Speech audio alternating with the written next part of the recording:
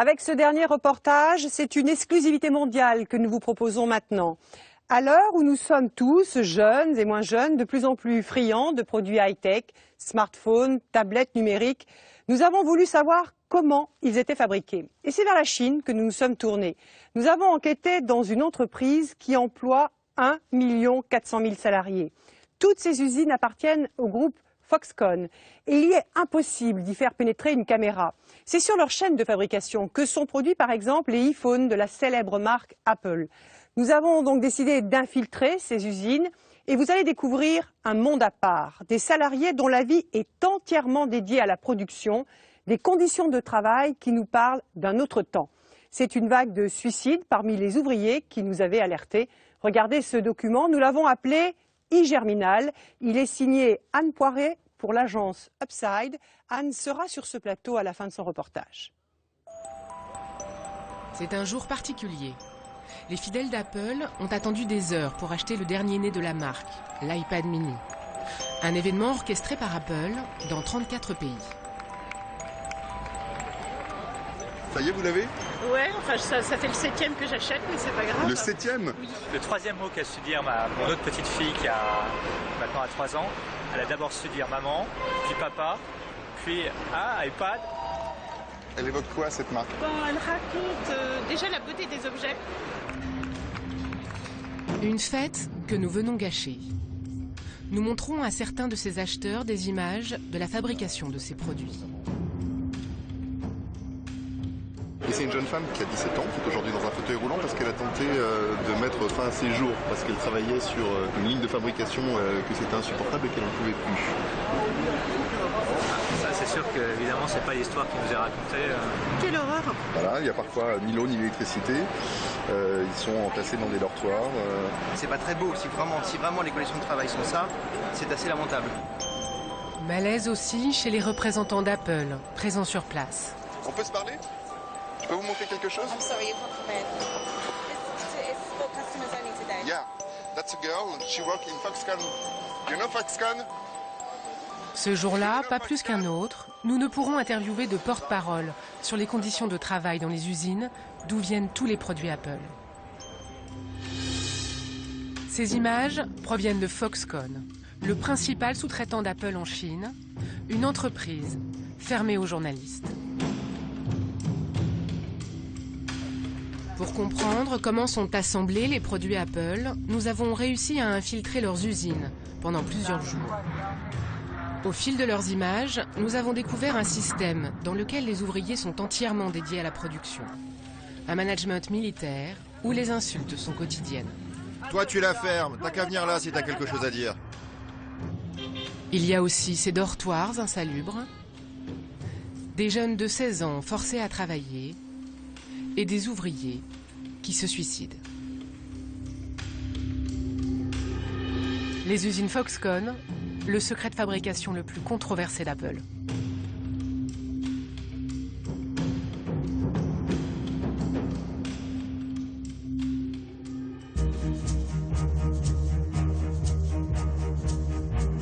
Nous commençons notre enquête à Shenzhen, au sud de la Chine. C'est là que le pouvoir a lancé l'ouverture du pays, il y a 30 ans. C'est là que Foxconn a implanté ses usines.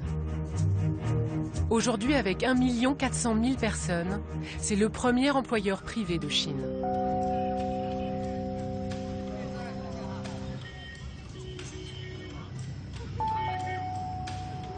Malgré nos demandes, Foxconn n'a pas souhaité nous ouvrir ses portes. Nous avons décidé de faire embaucher 2 personnes qui acceptent de prendre ce risque, rapporter des images de l'usine historique de l'entreprise. Nous les rencontrons la veille de leur journée de recrutement pour leur confier du matériel de tournage.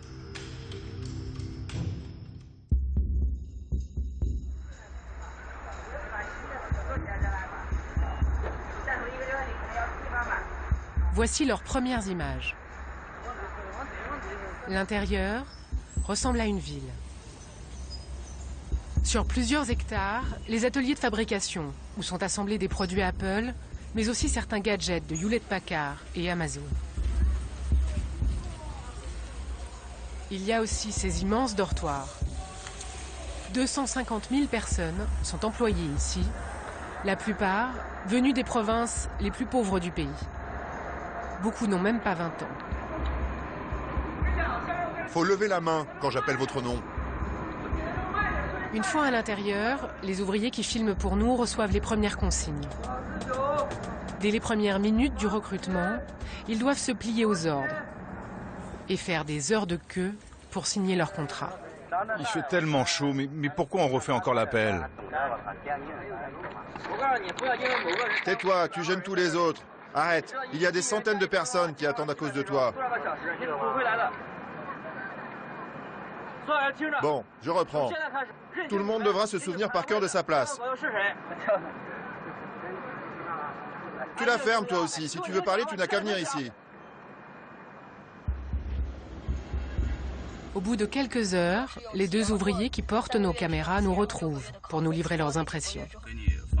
Pour obtenir ce contrat qu'ils viennent de signer, ils ont dû se plier à des consignes très strictes. Ça a duré toute la journée. À chaque étape du recrutement, il y a des responsables pour nous donner des ordres, comme à l'armée, en nous parlant assez méchamment.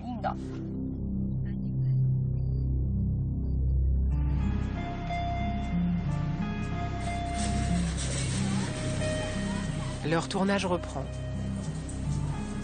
Aux ordres permanents s'ajoutent des conditions de travail éprouvantes. Dès les premiers jours, ils seront affectés au travail de nuit sur les lignes du contrôle qualité des iPads, dont la production ne s'arrête jamais. Jour et nuit, les milliers de salariés se relaient au vestiaire. Dans ces casiers, ils doivent déposer pour raison de sécurité tout objet métallique.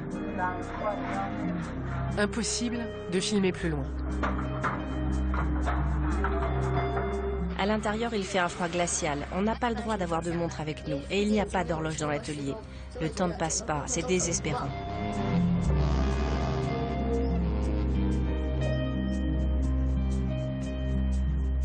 On devait travailler toute la nuit pendant 8 heures et finir à 5 heures le matin. Mais ils ont décidé d'ajouter encore 2 heures supplémentaires. Je dois dire que c'est crevant. On a eu le droit à une seule pause vers 23 heures. Ce qui est le plus fatigant, c'est de tout le temps répéter le même geste. À ces conditions de travail s'ajoute une vie quotidienne difficile.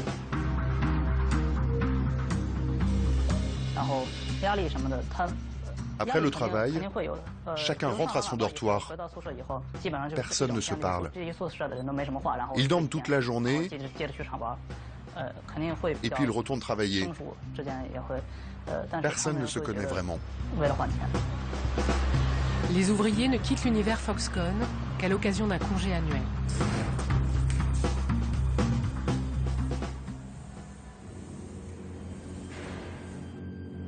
Le reste du temps, ils vivent dans ces immeubles anonymes. S'il est impossible de filmer les lignes de fabrication, voici les images qu'ils ont pu tourner clandestinement dans leur dortoir. Les ouvriers sont logés à 8 par chambre. Des couchages sommaires qui ne permettent aucune intimité. Les ouvriers ne font que s'y croiser et n'ont comme espace commun que ces salles télé.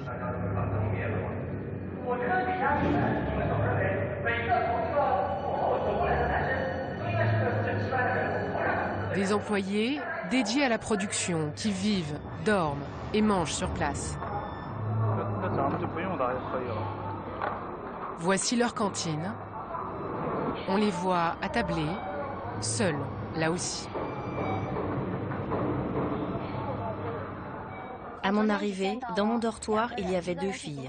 Une d'elles travaillait depuis 1 an et l'autre depuis plusieurs semaines. Elle ne s'était encore jamais adressé la parole. Ces dortoirs, que l'ouvrier filme à son réveil, sont en fait payants. En principe, pour ces travailleurs qui viennent de toute la Chine, le salaire mensuel est attractif chez Foxconn. Il est de 220 €, un peu au-dessus du minimum légal à Shenzhen, mais beaucoup plus que dans les provinces dont sont originaires ces ouvriers. Pourtant, cette somme, Foxconn ne leur verse pas vraiment. On t'annonce un salaire de 220 €, mais en réalité ce n'est pas ce que tu touches, parce qu'ils enlèvent 14 € pour les charges et le dortoir. Ils prennent 50 € pour les repas et tu payes ton badge en plus. Et à cela, tu rajoutes le prix des assurances. Pour qu'il leur reste de quoi envoyer de l'argent à leur famille, les ouvriers sont contraints de multiplier les heures supplémentaires. Si on ne fait pas d'heures supplémentaires, on ne gagnera rien du tout. Même en faisant plein d'heures sup, on arrivera à peine à 250 €, parce qu'on ne touche pas tout. Il y a un mec dans mon dortoir qui est là depuis 1 an. Il arrive à gagner 260 €. Il est très difficile de savoir combien d'heures supplémentaires les ouvriers effectuent dans cette usine. En théorie, Foxconn ne peut pas demander à ses employés d'effectuer plus de 60 heures supplémentaires par mois.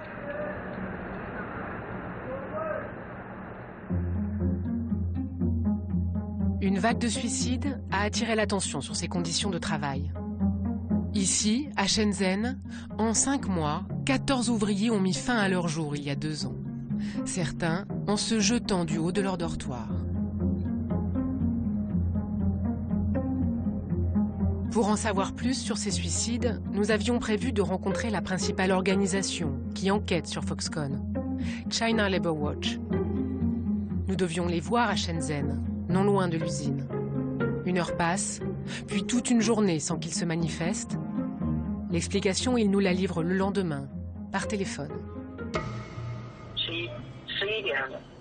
Vers 11h30, 2 heures avant notre rendez-vous, tout à coup, il y a plusieurs policiers en uniforme qui ont fait irruption dans le bureau et qui nous ont demandé de les suivre. Arrivés au poste de police, ils nous ont fouillés et ils ont pris toutes nos affaires. On a été placés en détention pendant des heures. À la fin, ils nous ont explicitement donné l'ordre de ne pas répondre à vos questions. Les suicides chez Foxconn, un dossier sensible que le pouvoir chinois aimerait passer sous silence. Impossible de rencontrer les organisations de défense de travailleurs. Il nous a fallu parcourir des centaines de kilomètres au cœur de la Chine profonde pour retrouver l'une des ouvrières qui ont plongé Foxconn et son client Apple dans la tourmente. Nous sommes dans le Henan, l'une des provinces les plus pauvres, au centre du pays, là où Foxconn recrute la plupart de sa main-d'œuvre.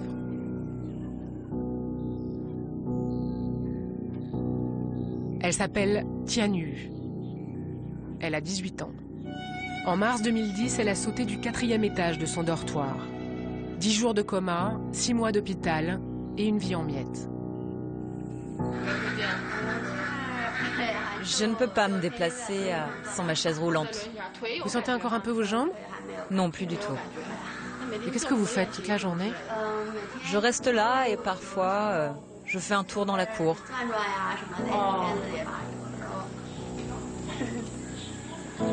Comme tous les jeunes de son village, Tianyu était partie à 16 ans, chercher dans la région de Shenzhen de quoi aider ses parents. À ce moment-là, une de mes cousines travaillait là-bas. Elle m'a dit que Foxconn recrutait et j'y suis allée. Est-ce que vous pouvez nous dire ce qui vous a poussé au suicide? Je ne veux plus y penser maintenant. C'est trop triste. Je ne veux plus y penser. Ce que Tianyu ne veut plus raconter, c'est son père qui nous l'expliquera. 13 heures par jour, elle travaillait au contrôle qualité des produits Apple. Une insulte de trop et elle démissionne. Elle tente alors de toucher son dû. C'était une petite fille de la campagne. Elle n'était jamais sortie de la famille. Il y avait plusieurs stations de bus entre son dortoir et le bureau des paix. Pour toucher ce que Foxconn lui devait, elle faisait des allers-retours. Mais au bout d'un moment, elle n'avait même plus d'argent pour prendre ce bus. Elle a marché tout un après-midi sans succès jusqu'au soir. Elle était vraiment désespérée. À la sortie de l'hôpital, Foxconn lui verse 22 000 €. À peine de quoi payer ses frais de rééducation et ses soins.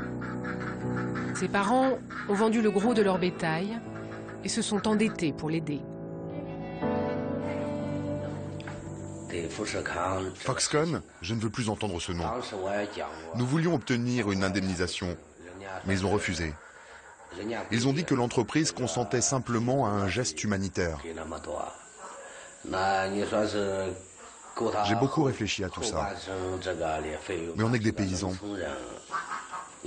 Eux, c'est une très grande entreprise, dans une très grande ville. On est impuissants face à eux.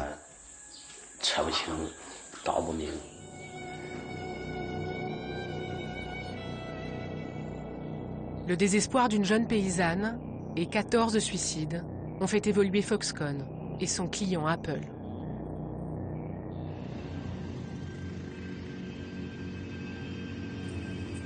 Le changement le plus notable dans l'usine de Shenzhen sont ces filets de sécurité installés il y a quelques mois, à chaque fenêtre de chaque dortoir et à chaque atelier. Apple assure que Foxconn améliore les conditions de travail et a ouvert ses portes à une organisation de contrôle. Foxconn a promis que l'été prochain, aucun employé ne dépasserait le quota légal d'heures supplémentaires.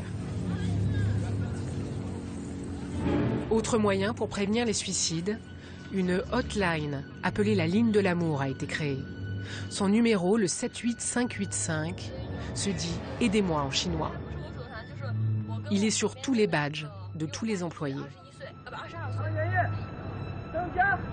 Foxconn a également instauré un test psychologique à l'embauche pour éviter de recruter les plus fragiles. Un test qu'ont passé les ouvriers que nous avons infiltrés. Les questions sont idiotes. On te demande par exemple si tu es dépressif ou colérique. Franchement, si tu veux te faire embaucher, tu ne vas pas le dire. D'ailleurs, le contrôle de santé coûte 7 €. Des filets anti-suicide, une ligne d'assistance téléphonique, un test psychologique. Si des efforts ont bien été faits pour améliorer un peu le quotidien des ouvriers dans l'usine historique de Shenzhen, en septembre dernier, un ouvrier s'est suicidé. Mais est-ce un cas isolé? Nous quittons Shenzhen pour aller rencontrer ce chercheur d'une université de Canton. Xu Rui, lui, accepte de répondre à nos questions à visage découvert. Selon lui, Foxconn a déplacé la pression sur ses ouvriers dans les autres usines que l'entreprise a construites en Chine. En 2010, après la vague de suicides, ils ont accéléré leur délocalisation à l'intérieur de la Chine. Maintenant, ils ont des usines gigantesques dans plein d'endroits. Des émeutes se sont déroulées ici, à Taiyuan, dans la province du Shaanxi. Et il y a eu une grève au moment de la sortie de l'iPhone 5 à Zhengzhou. Cette grève, début octobre, pourtant interdite en Chine, en voici une photo recueillie sur Weibo, le principal réseau social chinois. Sur cette vidéo, datée de fin septembre, une émeute oppose des gardiens de dortoir à des salariés dans l'usine de Taiyuan. Pour Xu Rui, la colère se propage dans ces nouvelles usines. Ce message dit, rien qu'au mois d'octobre, j'ai fait 150 heures sup. C'est le contraire de ce que Foxconn affirme aux médias sur le respect des heures légales. Un autre ouvrier dit que ça fait 3 mois qu'il ne s'est pas arrêté une seule journée. Nous choisissons d'aller enquêter à Zhengzhou, au centre de la Chine. C'est la capitale de l'une de ces régions déshéritées où Foxconn a décidé d'investir. Le salaire minimum y est plus bas qu'ailleurs, et ici nous sommes loin des organisations de défense des travailleurs. C'est l'endroit idéal pour faire sortir de terre en seulement 2 ans une usine comme celle-ci. Ce serait la plus grande usine d'assemblage de smartphones au monde. Elle serait aujourd'hui dédiée à l'iPhone 5. Pour sa sortie, et pour répondre à la demande, il a fallu en produire des millions en quelques semaines. C'est un enjeu industriel majeur pour Apple.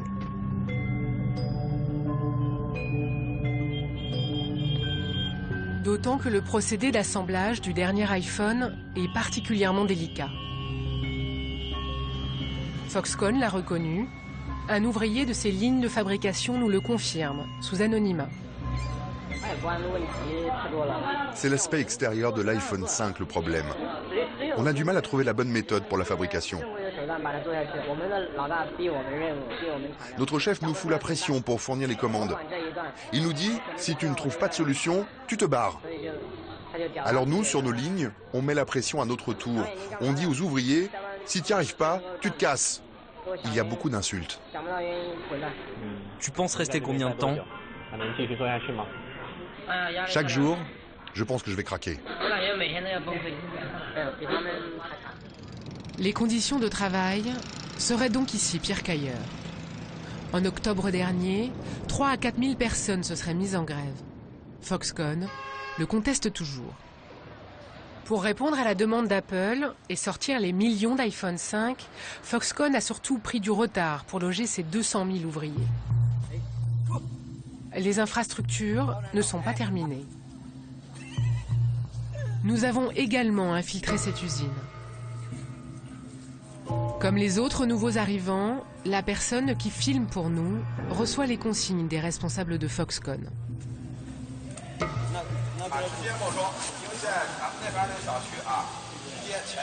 Dans le quartier, avant-hier, il y a eu 8 morts. Ils avaient branché dans leur chambre des équipements trop puissants et le feu s'est déclaré pendant leur sommeil.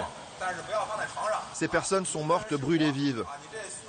Donc, le règlement interdit désormais les équipements trop puissants.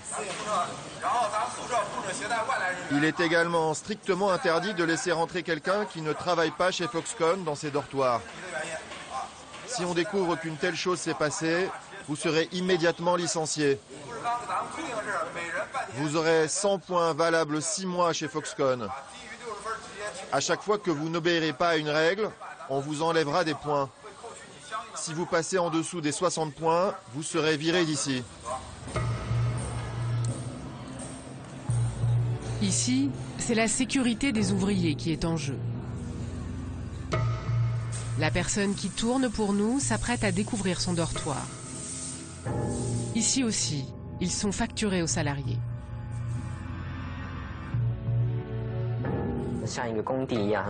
L'immeuble n'est pas encore achevé. Tout est en chantier. Mon dortoir est au 8e étage. Il n'y a pas encore d'ascenseur, c'est pas très pratique. Il n'y a encore ni électricité, ni eau courante. Là, c'est la vue de mon dortoir.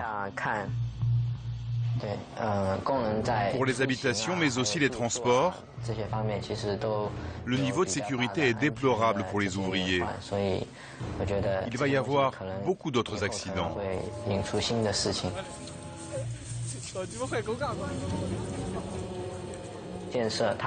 Ça se développe tellement vite que Foxconn et le gouvernement local n'ont pensé qu'à la construction des usines et pas à offrir un cadre de vie convenable pour les travailleurs.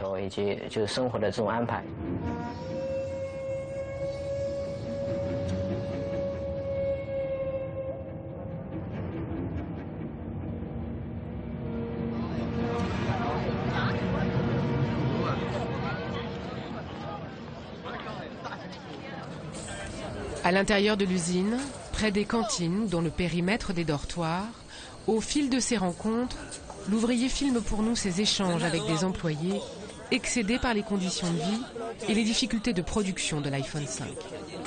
Tous les jours, 300 personnes démissionnent. Ils travaillent un peu et après ils craquent. Tous les jours, il y a plein de départs. C'est pour ça qu'ils recrutent autant. Moi aussi, je ne peux plus travailler comme ça. Je vais tenir jusqu'à la fin de l'année, et puis après, je me barre. Pour remplacer ces départs et honorer les commandes, toujours plus importantes, les recrutements sont massifs.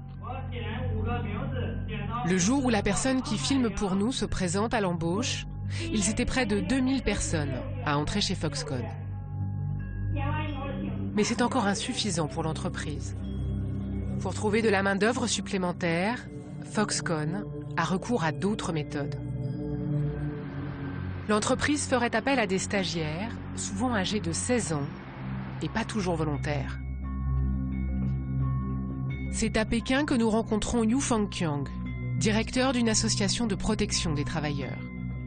Il a voulu défendre certains de ces jeunes, révoltés d'avoir été envoyés de force sur les lignes d'assemblage de l'iPhone 5. Pour les écoles, c'est facile d'envoyer des masses de main-d'œuvre. Pour Foxconn, recourir aux stagiaires a plusieurs avantages. C'est moins cher, c'est facile en termes de gestion et ils n'ont pas besoin de les former. En plus, ce sont des contrats de courte durée. Et dans ce cas précis, c'était au moment du lancement de l'iPhone 5. Foxconn n'a eu besoin d'un supplément de main-d'œuvre que quelques mois seulement. Ce recours aux stagiaires est parfaitement légal depuis 2010, comme l'atteste ce document. Le gouvernement demande par exemple aux universités de faire des efforts pour envoyer le maximum de stagiaires dans les entreprises, particulièrement celles qui ont une pénurie de main-d'œuvre. Le document indique aussi qu'il faut que les régions les plus développées du pays alertent les plus pauvres quand leurs entreprises manquent de main-d'œuvre. Ainsi, ces zones pauvres enverront leurs étudiants combler les manques sur les lignes de production. Des étudiants de 16 ans au service d'une politique gouvernementale, une spécificité du modèle économique chinois dont profite Foxconn. Foxconn est tellement puissant que les gouvernements locaux sont prêts à tout pour l'aider. Il y a une connivence étroite. Ils sont très liés. Le recours aux stagiaires est réglementé. Ils doivent être en rapport avec la formation des étudiants. Ces derniers doivent être consentants et ne pas travailler de nuit. Mais le sous-traitant d'Apple respecte-t-il bien cette législation? Nous retournons enquêter à Zhengzhou, là où sont assemblés les iPhone 5. Selon une source interne, les stagiaires seraient ici jusqu'à 15 000, 7% des ouvriers. Foxconn refuse de commenter ce chiffre. Selon Apple, il serait 3 fois moins. Autour de l'usine, ces commerces, construits à la va-vite par des paysans locaux. C'est là que se retrouvent les ouvriers. C'est là que nous allons rencontrer 2 jeunes filles. Nous les interrogeons en caméra cachée. Elles ont 16 ans et sont stagiaires chez Foxconn pour 3 mois. Contrairement à ce que prévoit la loi, elles sont bien ici, contre leur volonté. Vous étudiez la médecine et vous travaillez chez Foxconn, mais pourquoi? Quel rapport? Aucun. On travaille à la chaîne. Mais ce n'est pas en rapport avec vos études? Non, mais c'est l'école qui nous a envoyés ici. D'ailleurs, personne ne voulait venir, mais les professeurs nous ont dit que c'était obligatoire. Mais vous travaillez de jour ou de nuit? On fait les deux. Et comment vous vous sentez? Bof, pas terrible, c'est fatigant. Qu'est-ce qui se serait passé si vous aviez refusé de venir? Il y en a qui disent qu'ils ne nous donneront pas de diplôme. J'ai entendu dire qu'ils pourraient aussi supprimer la bourse d'études. Nos parents sont inquiets, ils ne veulent pas qu'on soit là. Ils ont essayé de négocier avec l'école, mais ça n'a pas marché. Nos parents n'ont pas de solution, mais ils ne sont pas contents du tout. Ils trouvent qu'on est beaucoup trop jeunes pour être dans un endroit pareil. Des étudiantes forcées à travailler dans un domaine qui n'a rien à voir avec leur formation et qui sont sur les chaînes de production la nuit. Tout est illégal. Nous tentons de joindre leur école pour obtenir une explication. Bonjour, nous faisons une enquête. Vous avez bien des stagiaires en ce moment chez Foxconn? Dans leur usine de Zhengzhou, dans le Henan. C'est exact. Mais ça n'a rien à voir avec ce qu'ils étudient.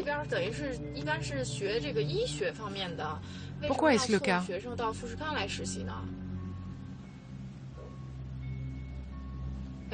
Il faudrait que vous contactiez le service de communication. Oui, allô, bonjour. Je ne suis pas au courant. Adressez-vous au directeur. Pouvez-vous me dire quand il sera là? C'est vraiment très urgent. Non, j'en sais absolument rien. Je ne sais pas du tout quand il est là. Une manière de nous dire qu'on ne répondra pas à nos questions. Nous avons interrogé Foxconn sur ce point. Elle rejette la faute sur les écoles. Mais comment réagit l'entreprise face au suicide ?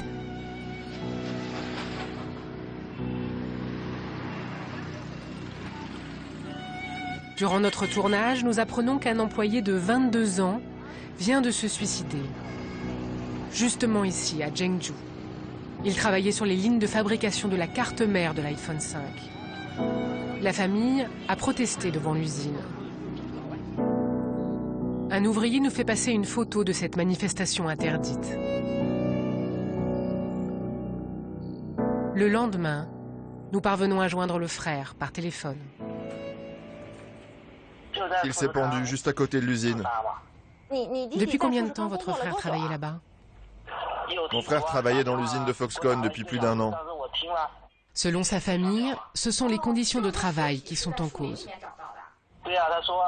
Il m'avait parlé des pressions qu'il subissait. Avant de se suicider, la veille, il m'a appelé. Il m'a dit qu'il n'en pouvait plus et qu'il voulait démissionner, mais l'usine ne le laissait pas partir. Je ne sais pas pourquoi.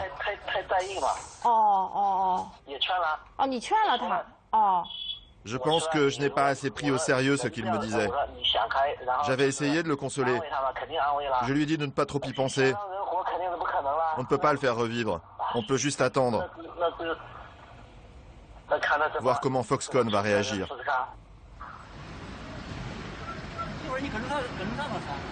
Trois jours plus tard, nous rencontrons la famille. Elle se prépare dans le centre-ville pour aller manifester devant les usines Foxconn.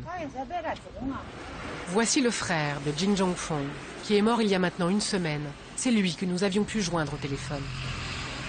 C'était lui, votre frère? Oui, c'était lui.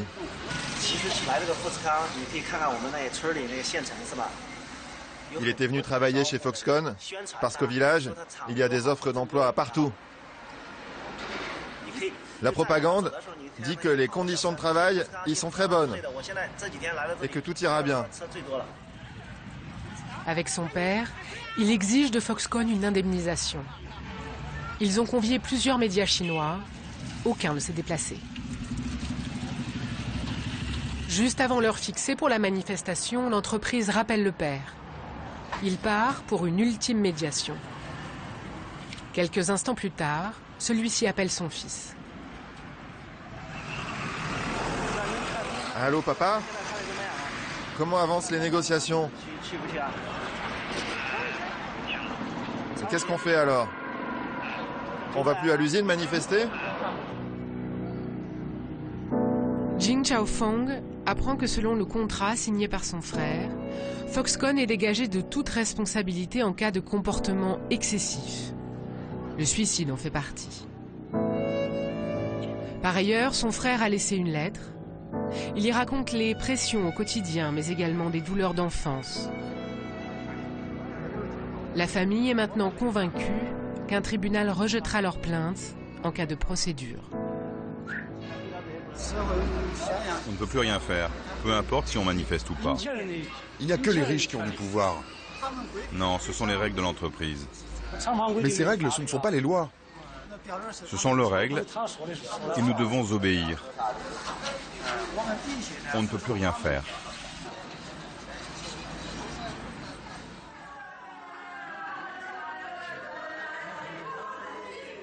L'accord signé, la famille vient récupérer le corps de Jin Zhongfeng à la morgue de l'hôpital, en présence des représentants de Foxconn.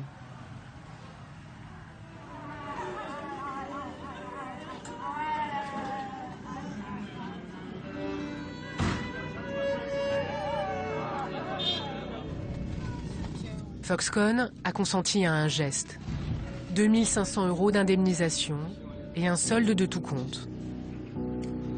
En échange, la famille doit garder le silence, une clause qu'elle conteste. Au crématorium, selon la tradition, la famille fait disparaître les affaires du défunt avant de transporter ses cendres dans leur village, à une centaine de kilomètres de là.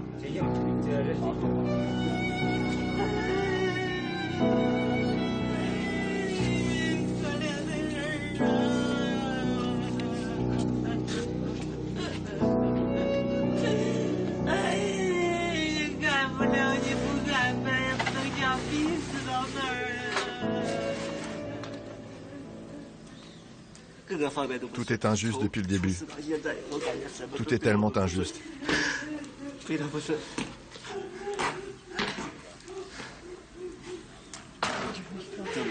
Ce matin, je suis allé récupérer ses affaires à son dortoir. Les gens ont fait comme s'ils n'étaient pas au courant. Tout le monde était très froid, complètement insensible. Si Foxconn trouve qu'on les diffame, si on dit du mal d'eux, ils ont dit qu'ils ne nous donneraient pas l'argent. Mais c'est quoi ces règles-là? Et la liberté d'expression alors? Ça n'existe pas?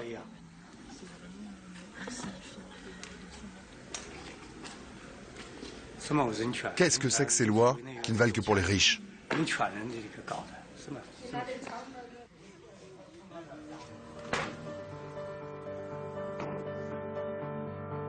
Nous avons interrogé Foxconn. Dans leur réponse, l'entreprise dit ne pas être au courant de ce nouveau suicide. Rien de tel ne se serait produit sur leur installation. Il y a un mois, Foxconn a annoncé qu'1 million de robots remplaceraient les ouvriers chinois d'ici 2 ans. Sollicité, Apple ne nous a répondu que par mail et de façon imprécise. En préambule, la firme américaine indique que ses sous-traitants sont tenus d'offrir à leurs employés les conditions de travail les plus sûres, le respect et la dignité.